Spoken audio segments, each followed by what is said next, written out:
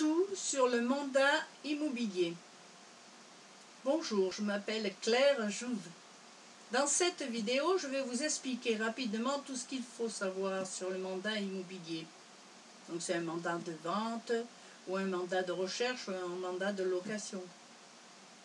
Mais avant ça, si vous aussi vous souhaitez être accompagné pour débuter dans l'immobilier, cliquez sur le lien en dessous de la vidéo. Vous pourrez prendre rendez-vous avec moi pour un coaching gratuit. Alors, le mandat immobilier, qu'est-ce que c'est? Le mandat de vente ou de location et de recherche est un contrat signé entre un propriétaire et un agent immobilier. Il est obligatoire. Il est très très important. Depuis la loi Hoguet de 70, il doit être signé avant la mise sur le marché par l'agence immobilière. C'est un atout pour les propriétaires qui savent exactement où ils en sont du coup. Alors le mandat de vente, de location ou de recherche n'entraîne aucun frais à la signature. La seule rémunération qui lui est associée constitue les frais d'agence, payables uniquement en cas de vente. Il existe plusieurs types de mandats, donc de vente, de location ou de recherche, qui se déclinent sous trois formes principales: mandat exclusif, semi-exclusif ou simple. Quoi qu'il en soit, quel que soit le type de mandat, il doit comprendre un certain nombre d'éléments pour assurer sa valeur légale. Tout d'abord, l'identité du mandant, donc celui qui demande. Tous les propriétaires doivent figurer sur le mandat de vente, avec leurs coordonnées, adresse, email et téléphone.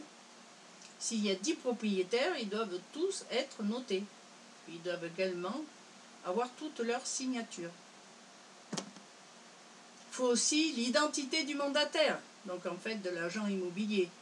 C'est la même chose, son nom, son adresse, mais en plus, l'agence doit apposer son numéro de RCS, son numéro de carte professionnelle et la dénomination sociale de l'entreprise. Si c'est un agent qui est mandaté, il doit renseigner au moins son nom et son numéro de carte professionnelle. Alors le SRCS, c'est le numéro d'identification au registre du commerce. L'inscription au registre du commerce est obligatoire en France. Il a été créé en 1919 pour plus de documentation au public. Alors le mandat, il doit également comprendre la désignation du bien. L'adresse et une brève description du bien doivent également apparaître sur le mandat. Les conditions aussi. Le mandat doit mentionner sa durée, les conditions de renouvellement et les clauses de résiliation et de rétractation. Par défaut, la durée d'un mandat est de 3 mois, suivie d'une reconduction tacite mensuelle jusqu'à expiration d'une année, à compter de la signature, bien sûr. Alors il doit aussi y avoir le prix de vente, ou d'achat ou de location. Le prix de la transaction se base sur l'estimation de l'agence et sur les exigences du mandant. Il ne faut pas l'oublier ça, ce dernier.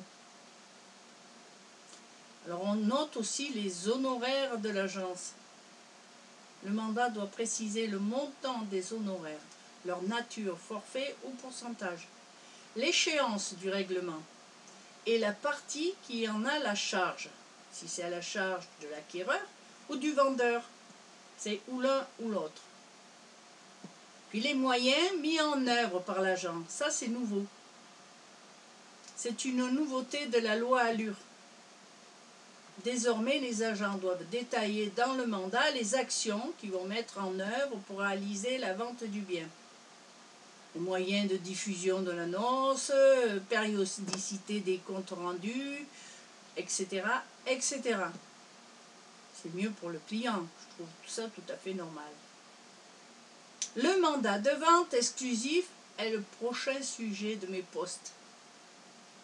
Alors si je vous rappelle que si vous aussi vous êtes intéressé pour devenir agent immobilier mandataire, vous pouvez profiter de mon aide en cliquant sur le lien ci-dessous pour prendre rendez-vous avec moi.